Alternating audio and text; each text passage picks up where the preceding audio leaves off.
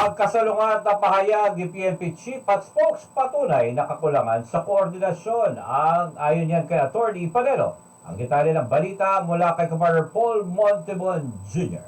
Hindi na ako katakataka, palagi naman. Hindi na nagtataka si dating Chief Presidential Legal Counsel, Atty. Salvador Panelo, kaugnay sa magkakaibang pahayag na inilalabas ng pambansang pulisya. Ang tinutukoy dito ni Panelo ay ang magkasalungat na statement ni PNP Chief Ronel Marbil at PNP spokesperson Jean Fajardo kaugnay sa isyu ng kidnapping sa bansa. Si Fajardo kasi inamin ang pagtaas ng insidente ng kidnapping o mapagdukot sa bansa kumpara noong nakaraang 2 taon. Sabi ni Fajardo, malaki na ang kasalukuyang 13 kidnapping incidents sa bansa gayong nasa unang bahagi pa lang tayo ng taong 2025.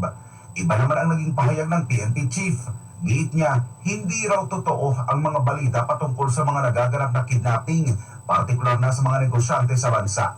Tinawag niya itong fake news at kailangan anyang managot ang sino mang nagpapakalat na naturang impormasyon. Si dating Chief Presidential Legal Counsel Atty. Salvador Panelo, hindi na ito'y pinagtaka pa. Wala naman na anyang kasing bago sa mga pagsisinungaling ng gobyernong Marcos Jr. Hindi na ako katakataka, palagi naman hindi magkatugma yung mga tagapagsalita ng PNP at ng kanyang principal, tagapagsalita ng dyan sa Malacanang, yung palengkera dyan. Iba rin ang sinasabi. Sa datos ng PNP Anti-Kidnapping Group, mula taong 2023, nakapagtala sila ng 26 na insidente na pagdukot, 32 naman noong 2024 at ngayong 2025, umabot na sa 13 ang naitalang kidnapping simula Enero hanggang Abril.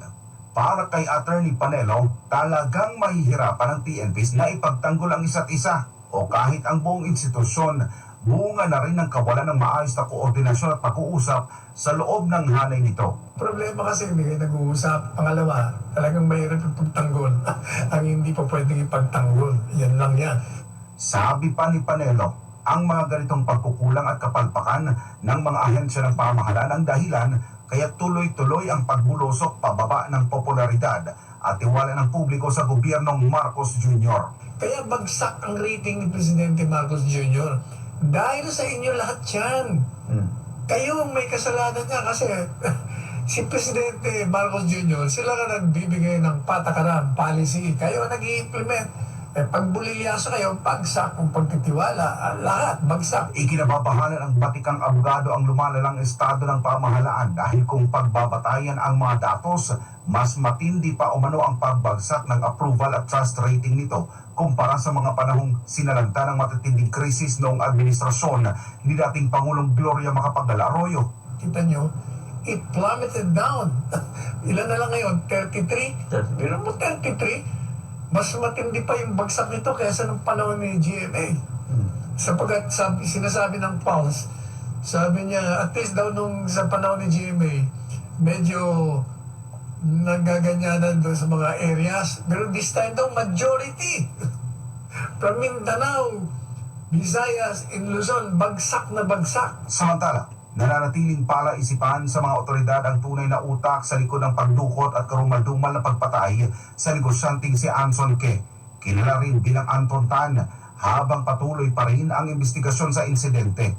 Bagamat hawak na ng mga pulis si David Tan Liao na itinuturong sangkot sa krimen, hindi pa rin matukoy kung sino ang mas mataas na nag-utos sa kanya na paslangin ang biktima sa kabila ng sinasabing pagbibigay ng ransom para sa kanyang kalayaan.